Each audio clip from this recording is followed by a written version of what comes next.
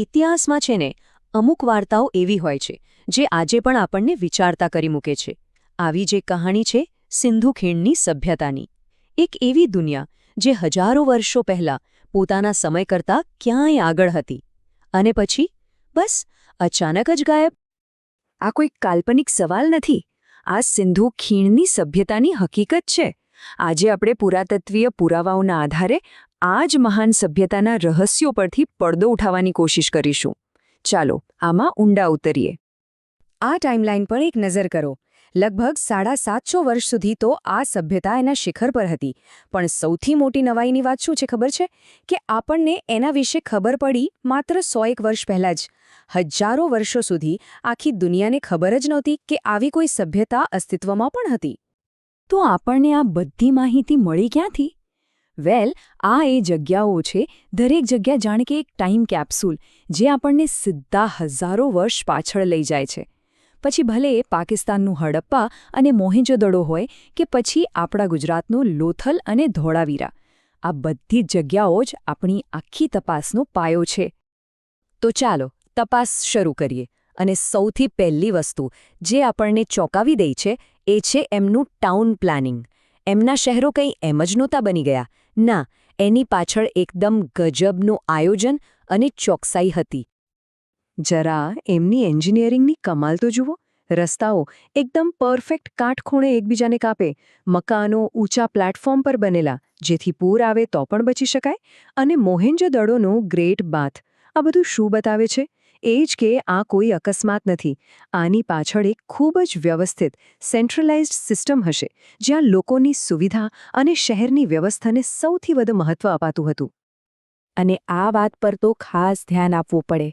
વિચારો, જે સમયે દુનિયાની બીજી મોટી સભ્યતાઓ ખુલ્લી ગટરોની સમસ્યાથી ઝઝૂમી રહી હતી, ત્યારે અહીંના લોકોએ આખી અંડરગ્રાઉન્ડ ડ્રેનેજ સિસ્ટમ બનાવી હતી. દરેક ઘરમાં પોતાનું બાથરૂમ, પોતાનું ટોયલેટ, અને એ બધું સીધું શહેરની મેઇન ગટર લાઇન સાથે કનેક્ટેડ. આ બતાવે છે કે સ્વચ્છતા અને હાઇજીનને લઈને એ લોકો કેટલા જાગૃત હતા. ઓકે, શહેરો તો એકદમ આધુનિક હતા, પણ ત્યાં રહેતા લોકો કેવા હતા? એમનું જીવન કેવું હતું? હવે આપણી તપાસ એ દિશામાં આગળ વધશે. ખોદકામમાંથી જે કંઈ પણ મળ્યું છે ને, એ આપણને એમના રોજબરોજના જીવનની એક ઝલક આપે છે. જુઓ, એમની અર્થવ્યવસ્થા મુખ્યત્વે 3 પાયા પર ઊભી હતી. સૌથી મોટો આધાર હતો ખેતી, લગભગ 50%. એ લોકો ઘઉં, જવ અને ખાસ તો કપાસ ઉગાડતા, જેનાથી આખી વસ્તીનું પેટ ભરાતું.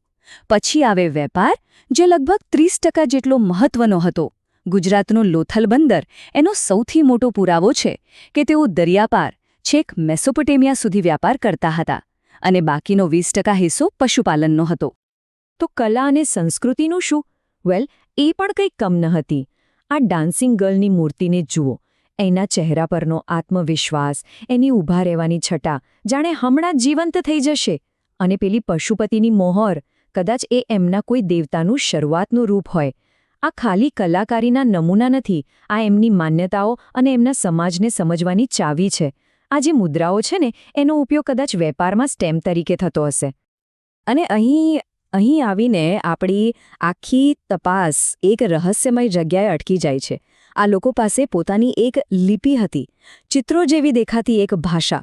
આપણને હજારો મહોર ઉપર આ લિપિ લખેલી મળી છે, પણ આજ સુધી દુનિયામાં કોઈ પણ એને વાંચી શક્યું નથી. અને જ્યાં સુધી આ લિપિ ઉકેલાશે ને, ત્યાં સુધી એમની ભાષા, એમનો સાચો ઇતિહાસ, બધું જ આપણા માટે એક બંધ પુસ્તક જેવું જ રહેશે. આટલી બધી સિદ્ધિઓ, આટલું બધું એડવાન્સમેન્ટ, તો પછી થયું શું? આટલી મહાન સભ્યતાનો અંત આવ્યો કેવી રીતે? આ એ સવાલ છે જે ઇતિહાસકારો અને પુરાતત્વવિદોને વર્ષોથી મૂંઝવી રહ્યો છે. આનો કોઈ એક સીધો જવાબ નથી. ઘણી બધી થિયરીઓ છે.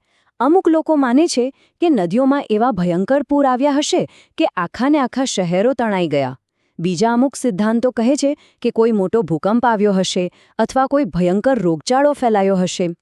એક થિયરી એવી પણ છે કે બહારથી કોઈ સમૂહે આક્રમણ કર્યું હશે. બની શકે કે આ બધા કારણો ભેગા થયા હોય અને એમના પતન માટે જવાબદાર બન્યા હોય.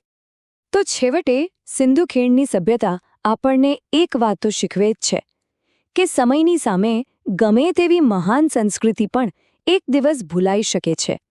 એમની એ લિપિ જે કોઈ વાંચી શક્યું નથી અને એમના અચાનક ગાયબ થઈ જવાની એ કહાણી આજે પણ આપણને વિચારવા પર મજબૂર કરી દે છે.